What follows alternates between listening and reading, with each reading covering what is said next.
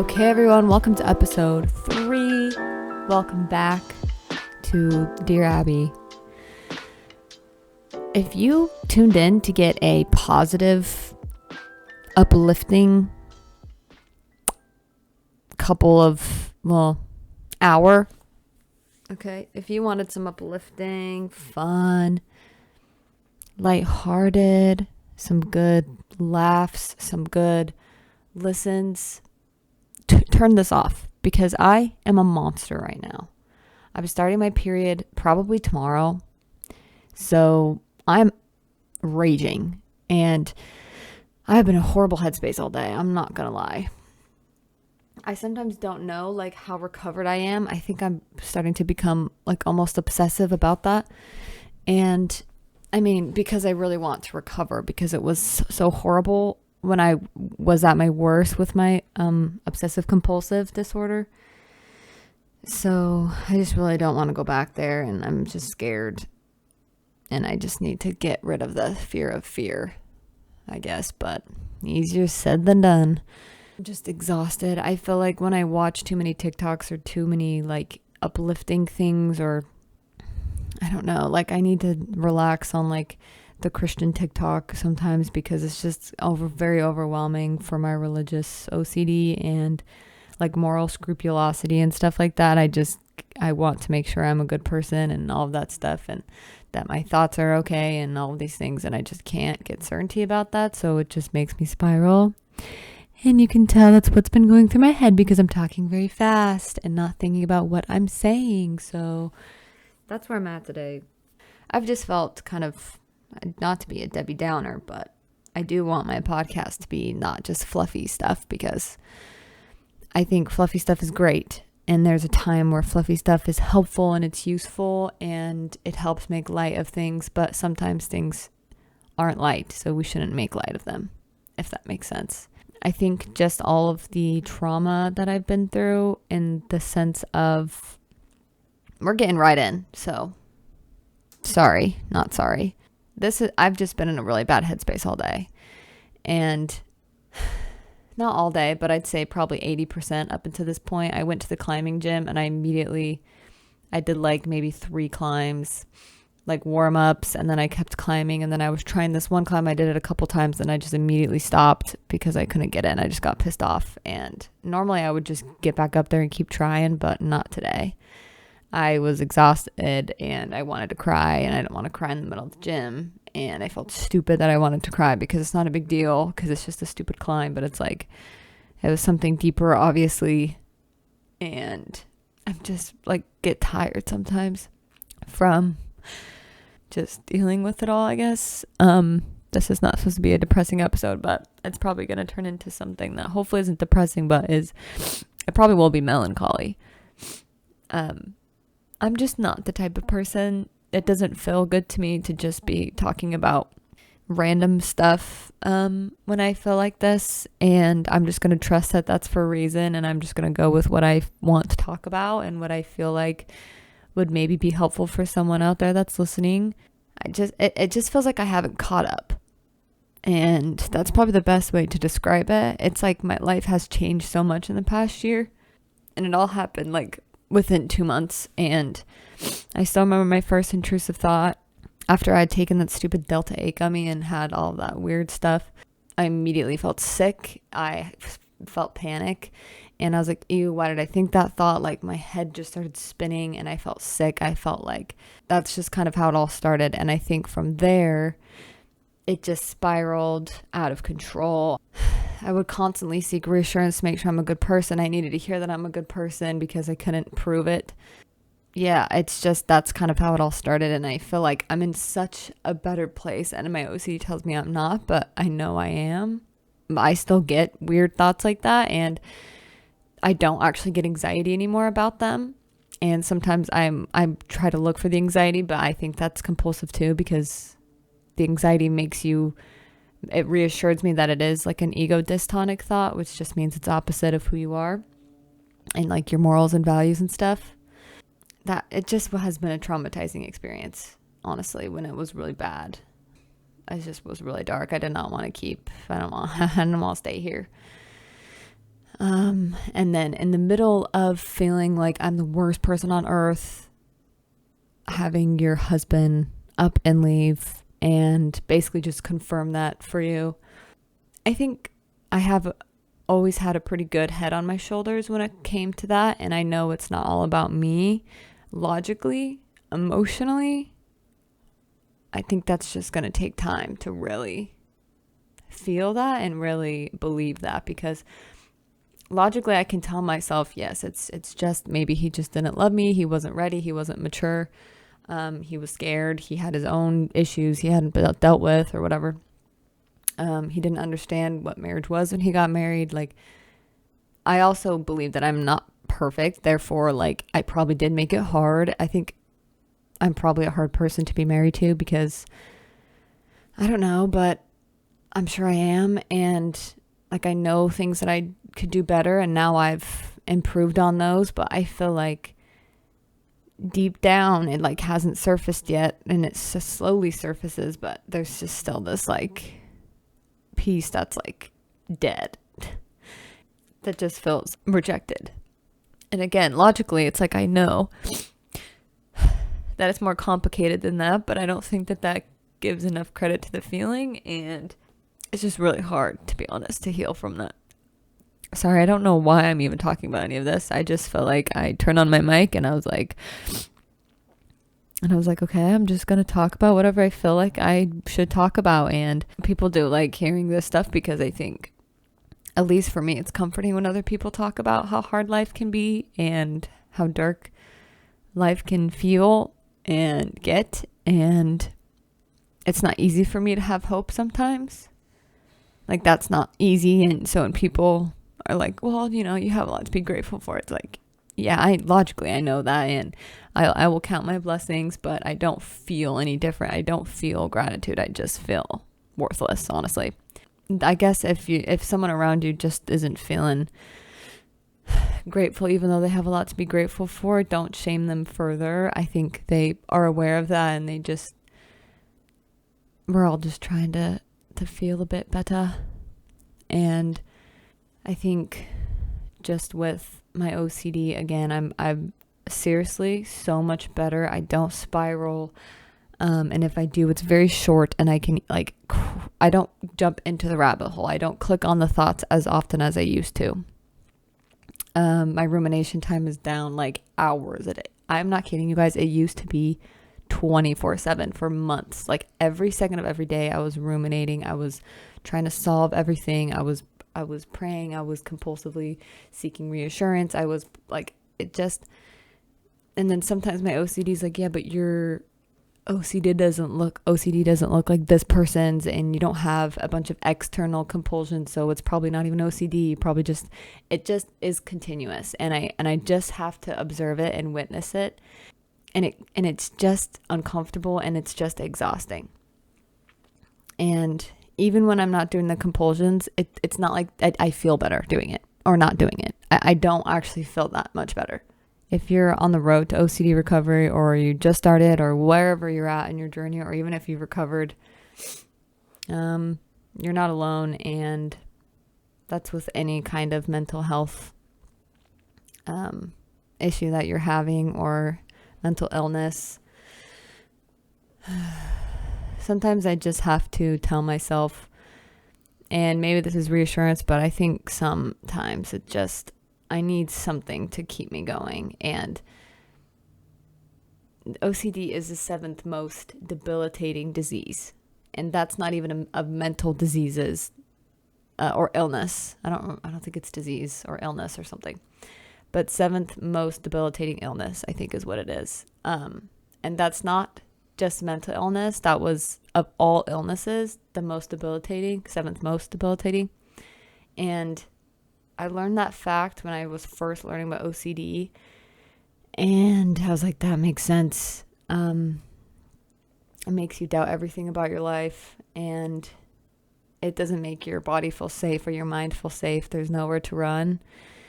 So I'm just working on constructing my life. Like, I'm deconstructing and then reconstructing my life, and it's just really painful. the reason I wanted to share any of that is to get it off my chest in a selfish way. Hopefully someone can at least not feel alone in their struggles.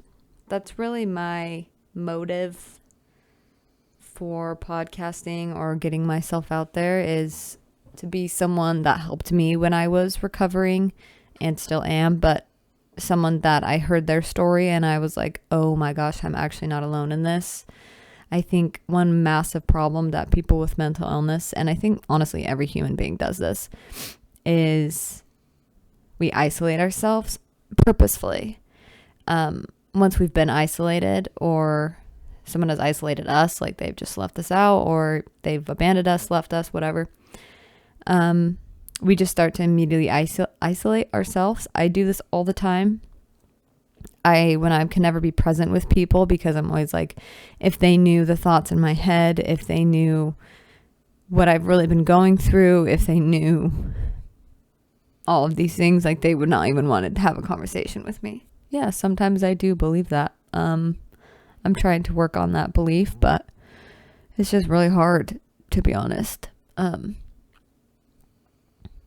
so I'm trying, one of my goals for 2023 is to show more affection and to allow myself to be helped and to allow myself to be loved. And I think that will probably be the hardest thing, honestly, of this year. And I have a lot of goals for this year, but that's probably going to be the hardest one, is to trust and let people love me.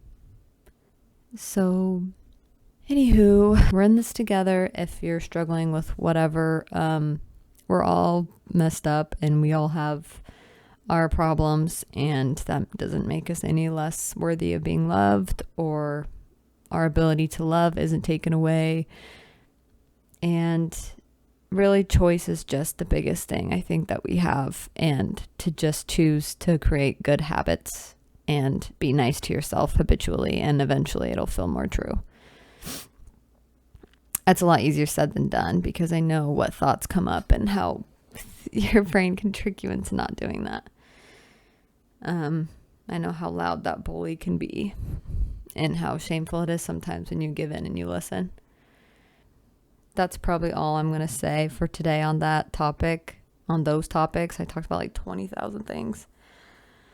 I honestly did not want to talk before. I just was not in the mood to record at all. I was so mean to myself. I was like, who cares literally what I have to say? Literally, who cares?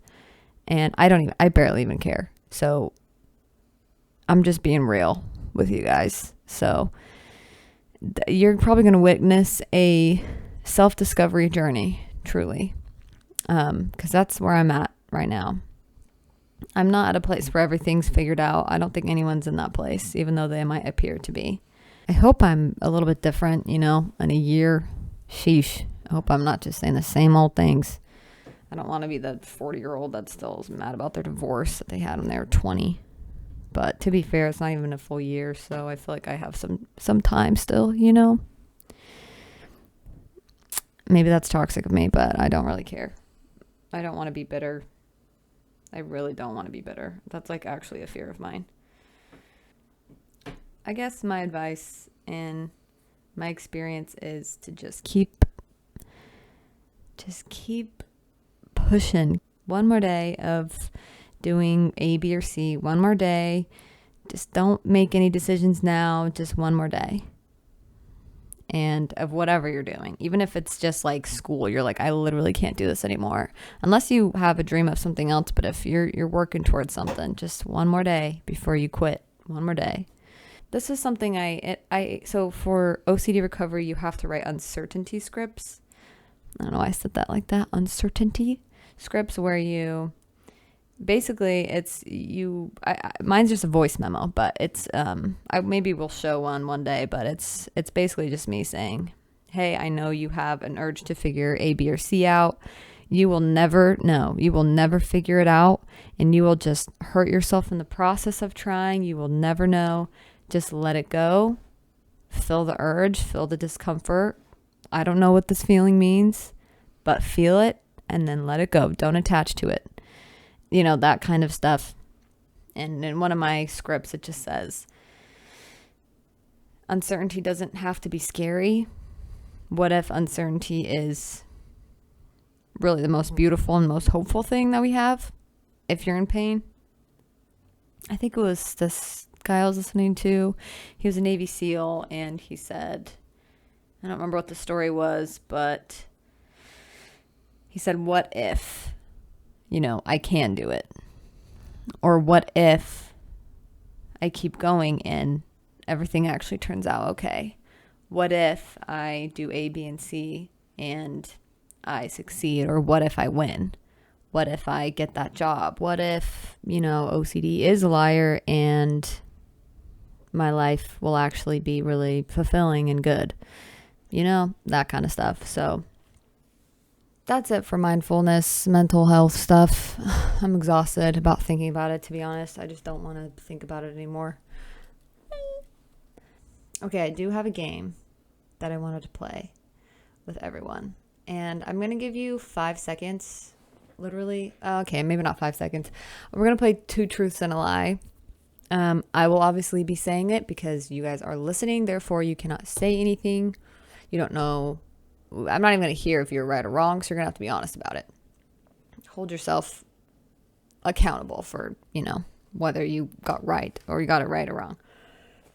So I'm going to go through a couple of these, and then I'll give you some time to just guess in your head, whatever, and see if you are good at this game or not. So here we go. 2 truths and a lie. I am 24 years old. I used to play the ukulele, and I play Apex online. That's a video game. Okay, the lie is I'm actually 25. So I'm not 24. Gotcha. I'm sure you look like a real idiot right now, sitting in your car or wherever you are. Yeah, I'm 25. Just 1 year off. Ooh, so close. Okay, next one. I'm 24. I'm just kidding. I love pasta. I hate broccoli. And I eat a breakfast burrito almost every single morning. Which one's the lie? If you guessed breakfast burrito every morning, you are correct. I don't ever eat breakfast burritos, but I was actually just telling Kian that I wanted to start eating those every morning because that sounds... I used to be a sweet gal in the morning. I'm 100% salty now and savory. Like, I want grease. I want crunchy. Crunchy doesn't necessarily mean savory, but I want salty. I want oil. I want salt. I want eggs, potatoes. I want sustenance. I don't want sugar. Sick. I'm sick of sugar at this point. I like sugar at night and during the day and sometimes in the morning after I eat breakfast. Okay, next one. I hate wearing the color black. I love the color gray. And I love the color pink. Which one's the lie? I feel like it's obvious. The lie is that I hate black. I love wearing black. Half my outfits are just all black. Gray's okay, I actually love pink. I used to actually not really like pink. I don't necessarily like wearing it. I don't think it's that good of a color on me. Maybe it is, but I feel like it just flushes me out. But I do like pink stuff. So I feel like I'm a little bit more girly than I used to be. Which takes me to my next one. I could play Devil Went Down to Georgia on Guitar Hero 3 on Expert. I have 4 brothers and 1 sister. And a goal in 2023 is to be able to do the splits, the middle splits. Also, why did my camera just go out of focus? Because I have to scoot in the middle. If you guessed that the lie is I can play Guitar Hero, well, not if you guess that the lie is I could play Devil Went Down to Georgia on expert, you are correct. That is the lie. I have never been able to finish it on expert, only on hard, and then I'd get like halfway through Devil Went Down to Georgia and I would never be able to finish it. Sad, sad, sad. I cringe at myself every single time I record my podcast. I'm not going to lie. I can't. I'm the one that edits it, and it's just, it's horrible. It's absolutely horrible. Big mistake. I got to have someone else edit it for me. I can't deal with it. Okay, this is my last one. I'm horrible at taking care of houseplants. They always die. I used to have 2 dogs growing up, and I love almost every single topping on a pizza. I'm not picky with my toppings at all. Which one's the lie? Ooh. Wrong. If you guessed the pizza one, you're wrong. If you guessed the plant one, you're wrong. The truth, or the lie is I did not have 2 dogs. We had 1 dog and then we had to give it up to the pound. So that was a very traumatic day in my childhood. I don't want to talk about it. Okay, fine. I will talk about it. I think she had some trauma, and my mom's not a dog person. She gets really anxious around dogs. So it just was really hard. It just wasn't working out, and it was technically Chelsea's dog. So I actually remember going to like PetSmart or Petco and going to training things, like a training program, and poor little Chelsea was trying to control like this really aggressive dog, and we couldn't get it trained up enough to where it was safe, really. So I have a memory in my head of my older brother locking my little brother outside with the dog, and the dog would be kind of scary. Like it probably would try to bite. I don't know. But I'd had that vision in my head of Clay laughing at them while they're outside and freaking out because the dog's running. I'm glad it wasn't me, you know? Sometimes it was, and I'm just glad it wasn't that day. I'm glad it was them. Everything was fine. They didn't actually get bit, but it was horrifying to watch. That's one of those scenarios where, as another younger sibling, when your older sibling's teasing the younger ones, and you're not the one being teased, you are kicking back. You kick back and you just watch that go down, and you're just glad it's not you. It felt good sometimes not to be the butt of the joke. But I'm going to be honest, sometimes it does feel good because you get attention, and I do be loving me some attention. So God really blessed me with a really dramatic life this far. But I'm kind of over the drama. I'm exhausted. That was my last one. I'm trying to come up with better games. I'm trying to come up with good games I can just do alone, and have some fun. So I will do better at the games. That's on me. As far as life update goes, not mental health wise, I realize that my life is pretty much the same. Every week it's work my other jobs, work my other job, play Apex, destroy people in Apex, do a ton of damage, kill everyone in Apex, and have some good food, maybe go out to eat once a week, watch my nephew, I'm obsessed with him, OCD recovery, and that's pretty much my life every single week, over and over again, and I'm not complaining. I am not complaining. Well, technically I was complaining. I did complain the first 20 minutes of the podcast, so I do complain sometimes. I'm not perfect. I think that's pretty much it for life update. That's so boring. I have to write stuff down, or else I will forget everything that's happened in my week. I'm realizing. I always think I could just get here and I remember everything from the past week, but that's never happened thus far. So I need to start writing. I just need to bring a journal, like a podcast journal, And I write all of my thoughts, everything I want to talk about, everything that happened that's interesting.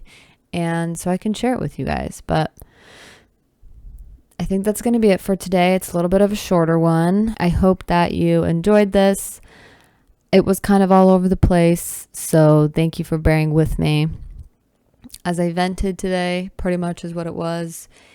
I'm grateful that you guys are listening. If you listen to the whole thing, if you could share, like, subscribe, that would be so helpful, so awesome.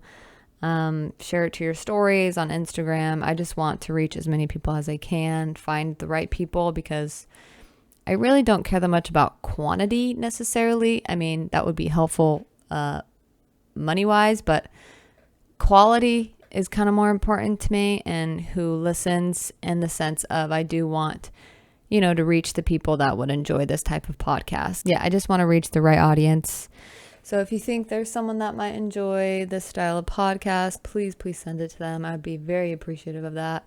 I hope I can get my cover art soon and get like an RSS feed, all that shiz, so I can get it uploaded onto Spotify and everything else. But for now, this is just all we're doing. But I'm really excited to keep going, and thank you guys for listening. And that's where I'm at.